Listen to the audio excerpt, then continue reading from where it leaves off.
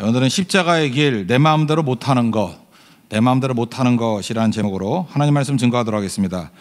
우리가 많은 사람들이 하나님의 일을 하고 사역을 합니다. 또 선교도 하고 또 네팔도 가고 또 인도도 가서 복음을 증거합니다. 대개 이렇게 주의 일을 열심히 하면은 이게 좋은 일들이 생길 것이다라고 기대합니다. 기쁨도 있고 영광이 임하게 될 것이다.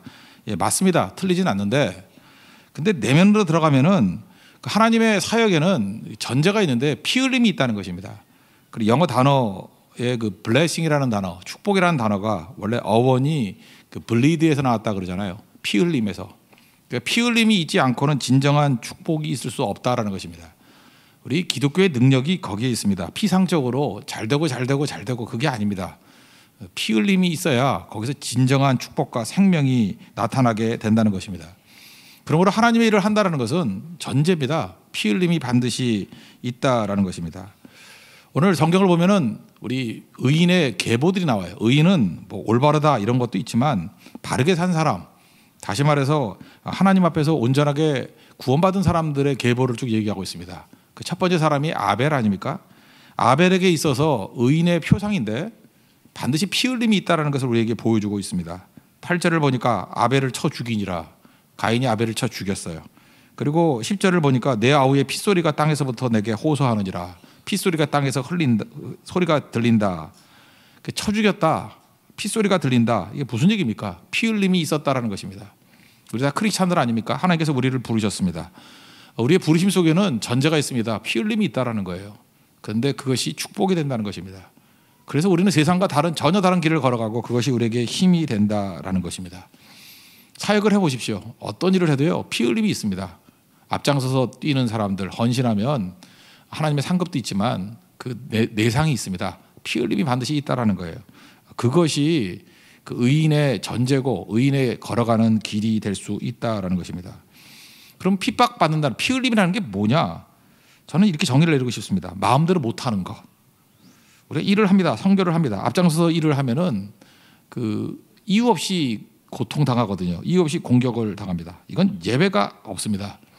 아벨은 이렇게 피 흘림 당했지만 나는 아닐 수 있어. 그럴 수 없다라는 거예요. 예수님께서 마태복음 23장 35절에서 그러므로 의인 아벨의 피로부터 성전과 제단 사이에서 너희가 죽인 바랴가의 아들 사가랴의 피까지 땅에서 흘린 의로운 피가 다 너희에게로 돌아갈지라. 이런 말씀이 나옵니다. 그러니까 아벨에서부터 피 흘림이 있었고 예수님 당시에 사가랴라는 사람의 또 피 흘림이 있었던 겁니다. 사가랴부터 지금 이 말씀을 듣는 여러분까지 하나님의 일을 하는 모든 백성들에게는 공통점이 있는데 피 흘림이 있느니라.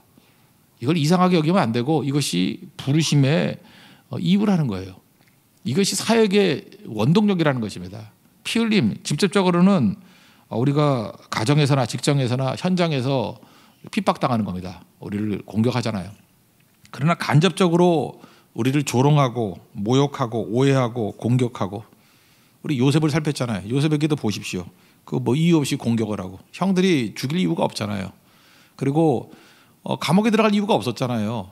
그리고 보디발의 아내 그거 진짜 아니잖아요. 오해당하고 감옥에서 잊혀지고 이 다 뭡니까? 이게 다 피 흘림 아니에요? 직접적인 피 흘림도 있고 간접적인 피 흘림도 있고 이 세상을 살다 보면 그런 일들이 벌어진다는 것입니다. 하나님의 일을 하면 반드시 이런 일이 이루어진다는 거예요. 제가 이런 피 흘림 하면 생각나는 분이 있는데 겸손하게 사역을 잘 하시는 분입니다. 우리가 사역을 해도 제일 안전한 게 겸손함이거든요. 자기를 드러내지 않고 낮춰야지 되는 건데 되게 사역하시는 분들은 이게 성격이 좀 이렇게 외향적인 분들이 많아서 본의 아니게 드러나게 되는 경우도 있어요. 근데 이분은 그런 분이 아니에요. 진짜 겸손하고 될 수 있으면 자기를 죽이려고 하는 일에 정말 잘하시는 분입니다. 그래서 뭐 굳이 따지려고 그러면 흠을 잡을 수 없을 정도로 겸손하게 조용히 일을 잘하시는 분입니다. 헌신적이에요. 시간 들이고 물질 들이고 헌신하고 뭐 표현한다 그러면 뭐 엄청난 헌신이 있는 분입니다. 그런데 그럼에도 불구하고 주변에서 공격이 있어요. 참 이해가 안 되죠. 그 사람 흠을 잡을 게 뭐가 있나. 이유는 탁월해서 그렇습니다. 오늘 아벨을 보십시오. 아벨이 잘못한 게 뭐가 있어요? 하나님께 예배 잘 드리고 그의 재물을 하나님께서 상납하시고, 그죠? 그거밖에 더 없잖아요. 근데 인간은 참 묘한 존재예요. 남이 너무 잘나도 공격을 하고요. 너무 깨끗해도 꼴 보기 싫은 거예요. 그래서 이게 시기 질투심 때문에 공격을 당하는 것 같았습니다.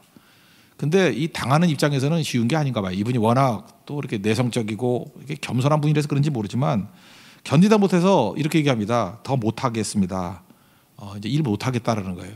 이분이 믿음이 좋은 분인데 이럴 분이 아닌데, 근데 이유를 이렇게 얘기합니다. 너무 이렇게 사귀다 보니까 병이 왔대, 몸에. 그래서 병원에 가서 우울증 증상이 있다 그래서 약 먹고 있습니다. 이렇게 우울증 약 먹어가면서 하나님 일을 한다는 것이 하나님의 영광이 되지 않는 것 같습니다. 그게 무슨 얘기냐? 속에서 골마 터졌다라는 거예요. 속에 내상이 보통이 아니라는 것입니다. 참 마음이 아팠어요. 우울증 약을 먹을 정도로 고통을 당하는 분이구나.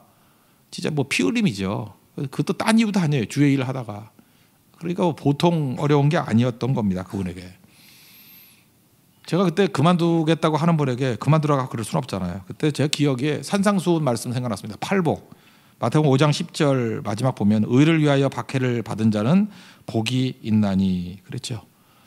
제가 8번째 복을 얘기를 했습니다. 의를 위하여 박해를 받는 자는 복이 있다. 제가 이게 되물었습니다. 의를 위해서 박해를 받는 게 뭐라고 생각하십니까? 그랬더니 말씀을 잘 못하시더라고요. 의를 위해서 핍박을 받는 거는 내 마음대로 못하는 겁니다. 내 마음대로 못하는 게 그게 의를 위해서 핍박을 당하는 것입니다. 어떨 때 우리 인간의 자연적인 반응이 그렇잖아요. 누구가 나를 외면합니다. 공격을 합니다. 그러면 도망치고 싶죠. 이분같이. 그래서 우리가 제일 마음에 많이 드는 게 뭐냐면 야 더러워서 못 해먹겠다. 이런 마음이 계속해서 꿈틀꿈틀 올라온다는 거예요. 근데 주님의 은혜와 사랑을 생각하면 그럴 수 없잖아요. 안 그렇습니까? 주님도 오해당하고 날 위해서 피 흘려 주셨는데 내가 이런 잠깐의 오해, 잠깐의 공격 때문에 그만둘 수 없잖아요. 그냥 그 상황을 보면 그만둬야 되겠는데 예수님의 은혜를 생각하면 그만둘 수가 없는 거예요. 내가 받은 은혜가 너무 크기 때문에. 그래서 그만 못 두는 거예요. 어떤 때는 세상에 하는 거에 망신을 주거든요. 창피를 주고 망신을 주고. 그러니까 화가 납니다. 그러니까 가만히 있고 싶지 않은 그런 생각이 들어요. 관계를 다 끊어버리고 저런 사람하고는 상종도 하기 싫다. 그런 마음이 들 때가 있다는 것입니다. 근데 주를 위해서 그거 못하잖아요. 만약 그렇게 버렸다 그러면 나는 벌써 옛날에 예수님께 버림받았죠. 화가 나면 욕도 해야 되잖아요. 화가 나면은 화도 내야 되잖아요. 근데 욕도 못해요. 화도 못 내요. 심지어요. 이렇게 뭐 그 부분 얘기 아니. 저 같으면은 절망이 와도 낙심이 와도 포기하고 싶어도 마음대로 못해요. 왜냐하면 딸린 식구가 너무 많아가지고. 제가 포기하면 여러분 뭐예요? 뭐 이산이 아닌가 봐. 그러고 가버리면 뭐예요? 그러니까 마음대로 못하는 거예요. 그게 의를 위해서 박해를 받는 거라고요. 제가 그 얘기했습니다. 그 의를 위해서 박해를 받으십시오. 의를 위해 박해를 받는다는 건 뭐냐? 그거는 내 마음대로 못하는 겁니다. 우리는 이미 예수님 믿고 난 다음에 내 마음대로 못하는 존재가 돼버렸어요. 내 마음대로 화도 못 내요. 내 마음대로 욕도 못 하고요. 내 마음대로 포기 못 해요. 내가 하고 싶다고 하고 하기 싫다고 안 할 수 있는 게 아니라고요. 그냥 해야 되는 거예요. 그래서 주변 사람들이 그래요. 저 사람 저 욕 먹으면서 저거 왜 하는지 모르겠다고. 저 바보 아니야? 저런 대접 받으면서 저거 왜 해? 우리 많은 사람이 그래. 성교 갔다 오면 뭐 그런 대접 받고 왜 다음에 가보면 또 와 있어. 제가 알거든요. 그 심정을. 내 마음대로 못 하는 거예요. 내 마음대로 때려칠 수가 없는 거예요. 잠도 안 와요. 괴롭고. 제가 그 대학교 들어갔을 때 제 또래의 그 연대 나오신 분들은 다 봤을 거예요. 영어 책 1학년 때 일과가 The Show Must Go On 그 일과예요. 어떤 상황이 온다 할지라도 쇼는 계속돼야 된다. 참 그게 인상적이었던 것 같아요. 그죠? 뭐 핍박이 오거나 상황이 안 좋거나 뭐 중단해야 될 상황이 온다 할지라도 The Show Must Go On. 그게 그 대학교 1학년생들의 마음에는 불을 붙였던 것 같아요. 저 이거를 변형해서 얘기하고 싶습니다. The mission must go on. 우리의 선교는, 우리의 사명은 계속돼야 된다고. 왜 그러냐면 우리가 예수님 그 은혜를 받았거든요. 그래서 아벨이 어떤 상황이 오더라도 내 마음대로 못하고 간 거예요. 피 흘림이 좋아하는 사람이 누가 있겠습니까? 근데 피 흘림이 있거든요. 그래도 하는 거예요. 그래서 하나님의 일을 하는 사람들, 의를 위해서 박해를 받는 사람들의 내용을 보면은 겉으로는 웃고 있지만 속에서는 피가 흐르고 있는 거예요. 겉으로는 화려해 보이지만 화려할 것도 없지만 일하는 사람들 보십시오. 그 안에는 피 흘림이 반드시 있습니다. 그 예수님도 피 흘리셨는데 우리도 피 흘림의 길을 걸어가는 거죠. 그게 아벨, 사가랴, 또 우리. 이게 흘러오는 이게 전통이라는 것입니다. 오늘도 피 흘림을 통해서 하나님의 거룩한 일들을 감당할 수 있는 우리 믿음의 종 되기를 바랍니다. 그 또 한 가지 이 피 흘림이 뭐냐를 설명한다 그러면 이 아벨이 가인에게 죽었죠. 근데 아벨의 대사가 없어요. 어떤 말도 남기지 않았습니다. 억울하면 말이 많아지잖아요. 근데 이사야 53장을 봐도 그렇지만 도살장에 끌려가는 어린 양 같이 그 입에 입을 열지 않았다. 말이 없어요. 뭐 예를 들어서 하나님 이거 해주세요, 저거 해주세요, 뭐 이렇게 말이 있어야 되는데 말이 없어요. 피 흘림은 이런 거거든요. 하나님께만 아뢰고 사람에 대해서 말이 없는 거예요. 이게 말 많이 하는 건 피 흘림이 아니거든요. 우리 그 믿음의 조상들, 저는 어렸을 때 특별히 우리 할머니 기도하는 거 많이 봤거든요. 우리 할머니는 26살에 과부가 되셔가지고, 그러니까 남편 순교시키고 뭐 얼마나 힘들었겠습니까? 26 그러면 우리 큰딸이 28인데 더 어린 나이에 우리 막내딸보다 1살 위, 그때 과부가 돼가지고 그 얼마나 힘들었겠어요. 그리고 우리 할머니는 무능했습니다. 그렇게 똑똑한 분이 아니어서 뭐 이렇게 알아서 경제적으로 뭐 동대문 시장에 있는 뭐 이북에서 피난 나온 아줌마 그런 이미지가 아니에요.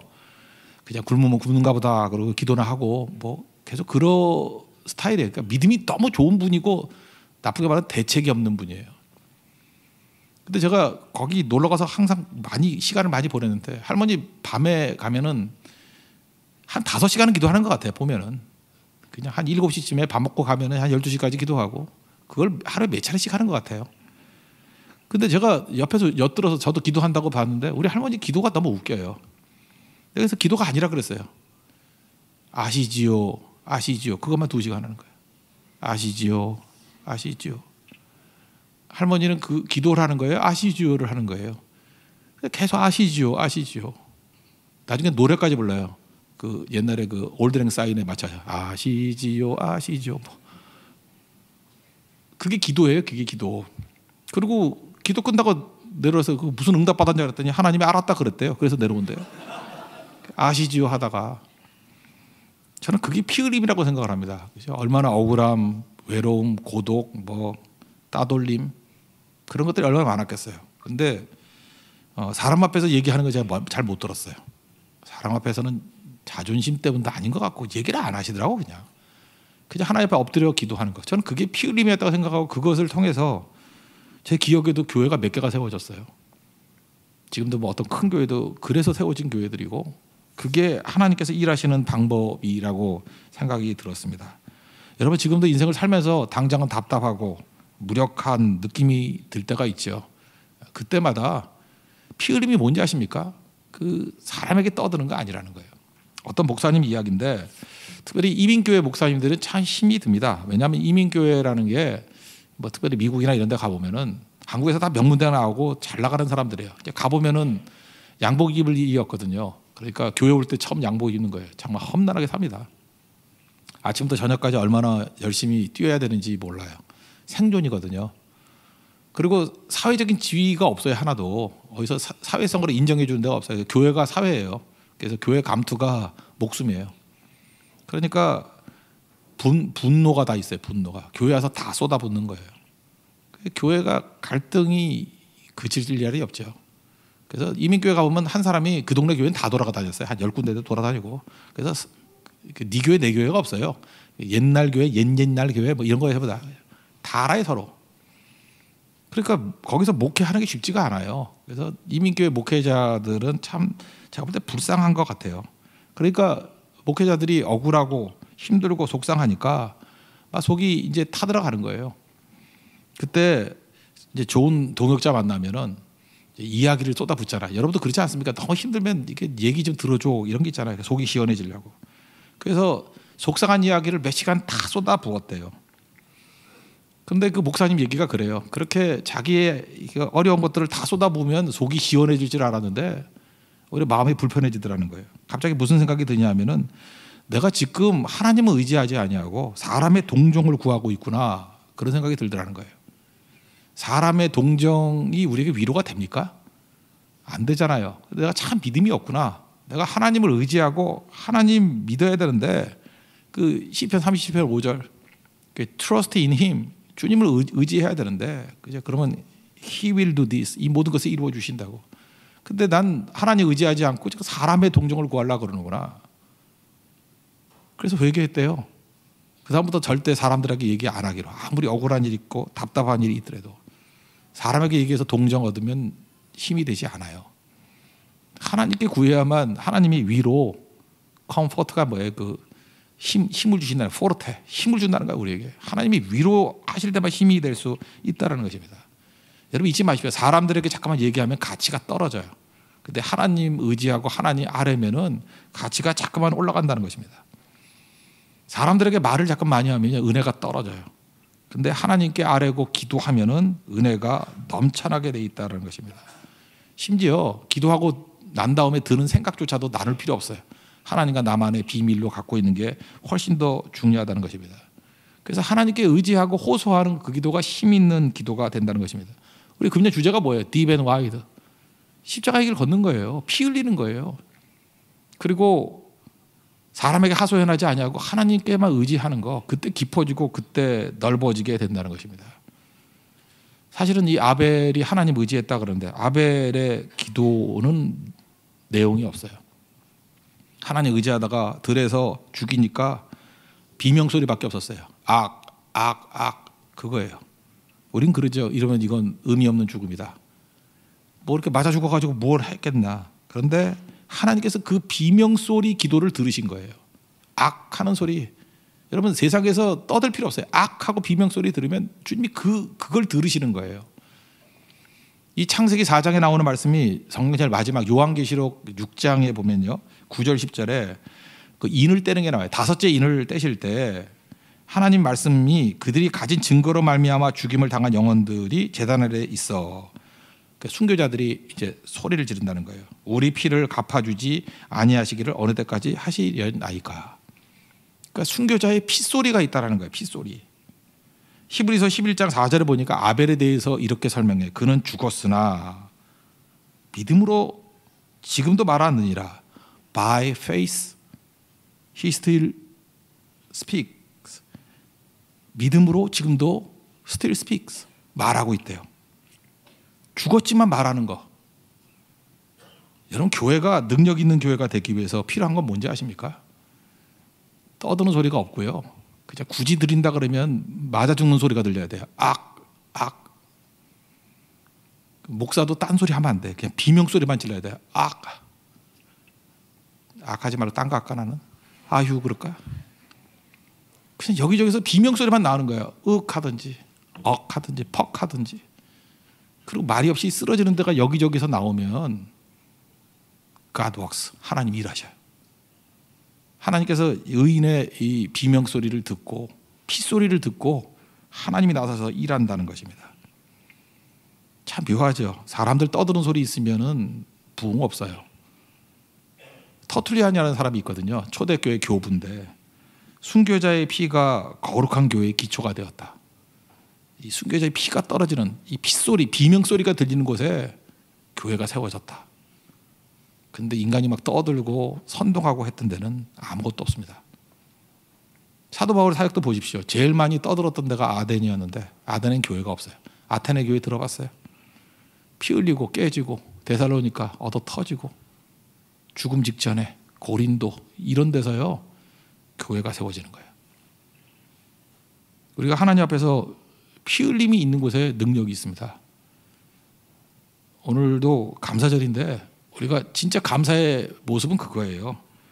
하나님께 호소하는 거예요. 하나님께 호소로는 비명으로 호소하는 거예요. 피로써 호소하는 거예요. 피 흘림으로 호소하는 거라고. 그때 주께서 우리 가운데 함께해 주시고 일하시는 능력이 임하게 된다는 것입니다.